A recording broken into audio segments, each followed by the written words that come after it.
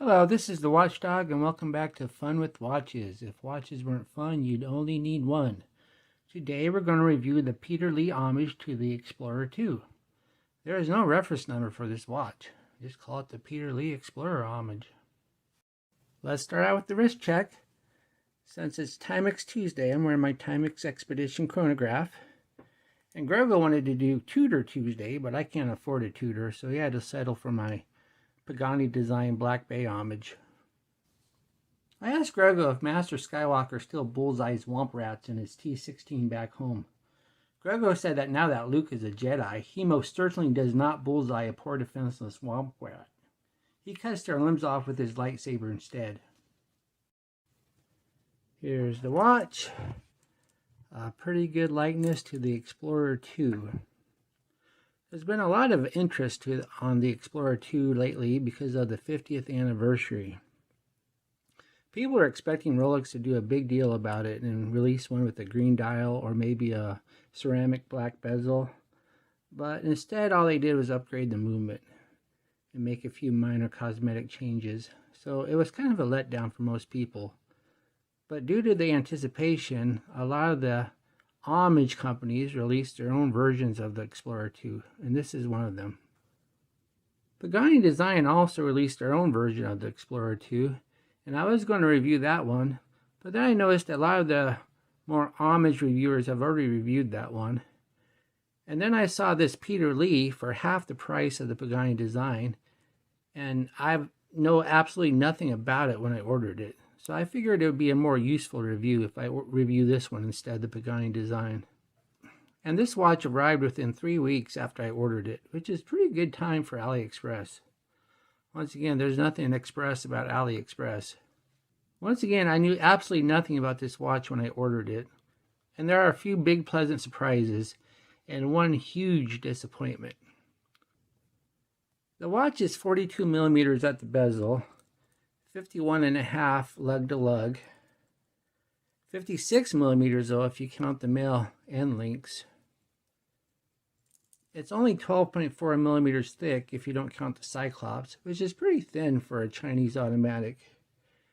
And it has 21 millimeter lug width. Yeah, you heard that right, 21 millimeters. I don't know why they didn't do 22 or 20, but they did 21.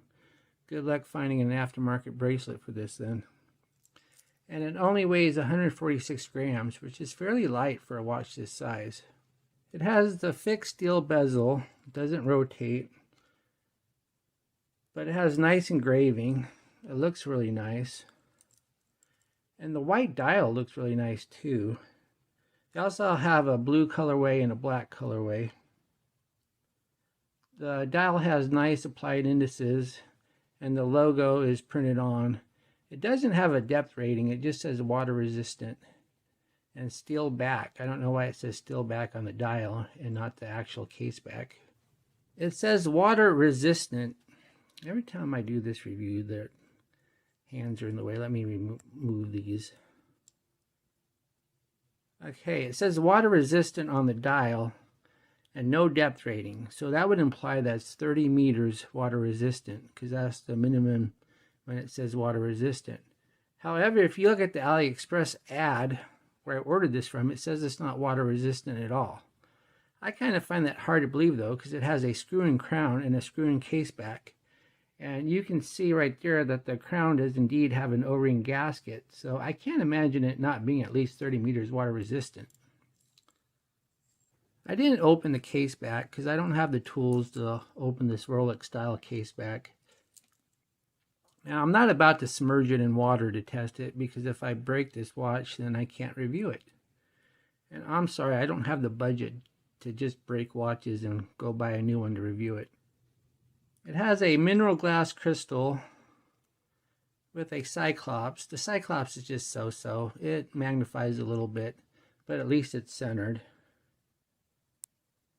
I'm fine with mineral glass because if you get a sapphire crystal on some of these cheaper watches without any anti-reflective coating, it can really reflect the light. But at least with this one, you can see right through it just fine. And this isn't a diver's watch, so you're not going to be scratching it on coral or anything. So I'm perfectly fine with mineral glass. The hand's a Rolex style with the Mercedes hour hand. I know it's not a Mercedes, but that's everybody calls it that. And it has an orange GMT hand. Did I say GMT hand? No, it's not a GMT hand. It's a 24-hour hand, but not a GMT hand because you can't set it. I thought maybe at first it was broken because when I tried to set it, I could hear clicks. But no, I contacted the store that sold it to me, and they said, no, you cannot set the GMT hand. So it's a 24-hour hand. I mean, the hand still works. It tracks 24-hour time. You just can't set it independent from the hour hand. So you can't use it to track two different time zones. It's not like that $13 GMT watch I bought on AliExpress where the GMT hand is permanently attached to the hour hand. It moves independently, you just can't set it independently. A lot of people take a GMT watch and they will set the GMT hand to local 24-hour time. So if you're one of those people that like to do that, then this watch would be perfect for you. But if you really want to track GMT time, then you're going to have to look elsewhere. There's also a little issue with the 24-hour hand alignment. Let me show you. When you go to set it, there's a lot of play before it actually starts moving. When you move it backwards, it seems to move right away. But when you move it forward, it seems to take about a good 15 minutes before it catches up and starts moving. So when you set this, you have to be careful. You have to always make sure that you move it backwards and then move it forward to where you want. Otherwise, you can get it misaligned pretty good. But here, let's set it 4 o'clock. As you can see, the GMT hand or 24-hour hand is lined up to 4 just fine, and the hour hand is lined up to 4 just fine. So you can line it up correctly. You just have to be careful when you do it. The movement is a 3 Hz automatic beating at 21,600. I do not know what type of movement it is. All I know is it's not an NH35 because it has a unidirectional rotor because you can hear the rotor spin. I didn't want to, like I said, I cannot remove the case back to see, and there's nothing in the documentation to tell you what the movement is. I went ahead and did a time graph, and the watch is running about 7 seconds slow, which is not awful. I just wish it was running fast and not slow. It's so much easier if a watch is running fast.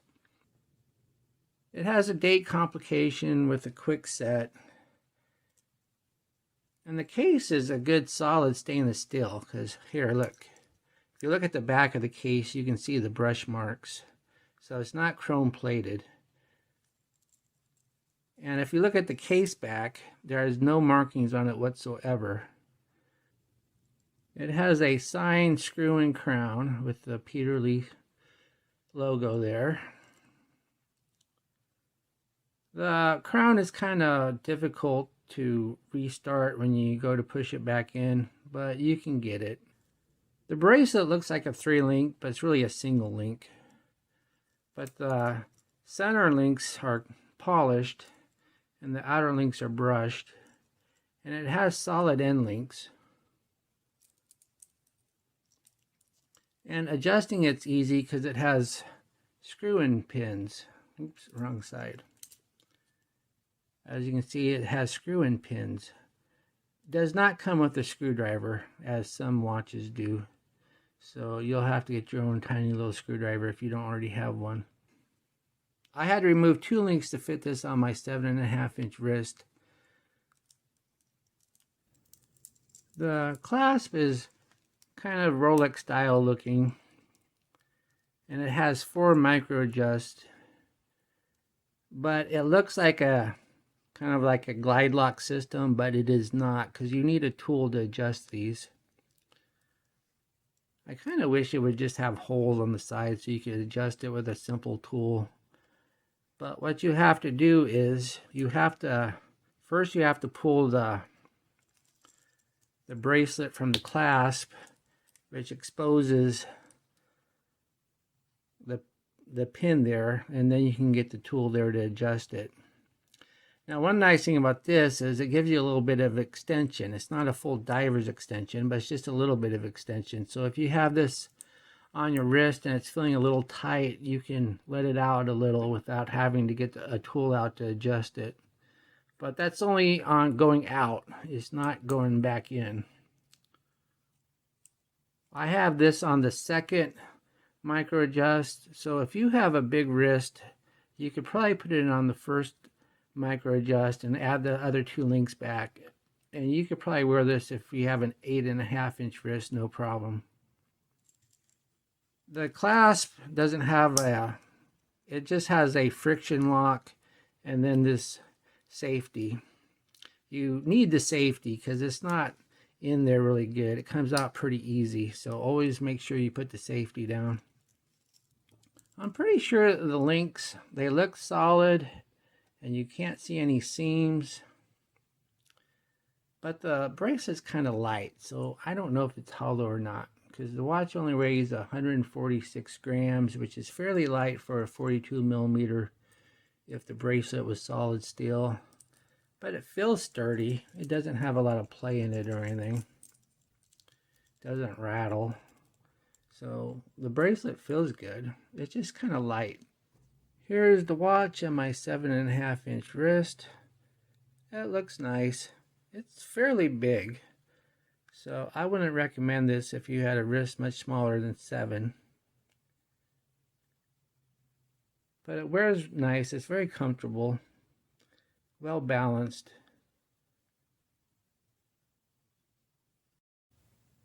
Here we are in the Loom room. So let's go ahead and give this a good charge and see what the Loom looks like.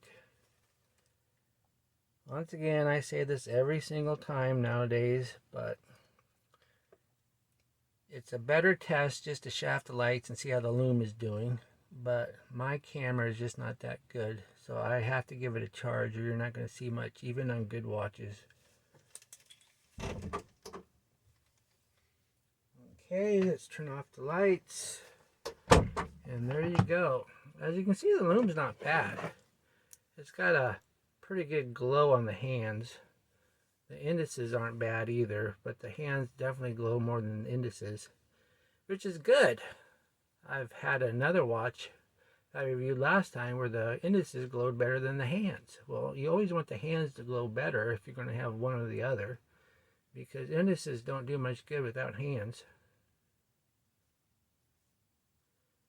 It's good Loom. I'll be in a lighted room and go to a dim room and you can see the glow. So it's not as good as my Heimdaller, but it's not bad. What do I like about this watch? Well, it wears great, looks sharp, has a nice bracelet and clasp, has screw-in pins for sizing, nice case and bezel. It's a pretty good watch. And it looks a lot like an Explorer 2. So what are my gripes and groans? It's not a GMT. There's a lot of play in the GMT hand, or 24-hour hand, and it can become out of line if you don't set it correctly. And is it water resistant or not? Do I recommend this watch? It really comes down to how do you feel about not having a GMT hand. If you're okay with it being a 24-hour hand and not a GMT hand, then sure, I would recommend this watch. It's pretty good for the price I paid, and I like it. So if you don't mind it not being a true GMT watch, if you don't want to track more than one time zone, because you can't track 2 time zones because the bezel doesn't rotate, then you'll be fine with this watch. Well, thank you for watching my review of the Peter Lee Homage to the Explorer 2, and I'll be back with another unboxing. I just got something from AliExpress in the mail today. Bye.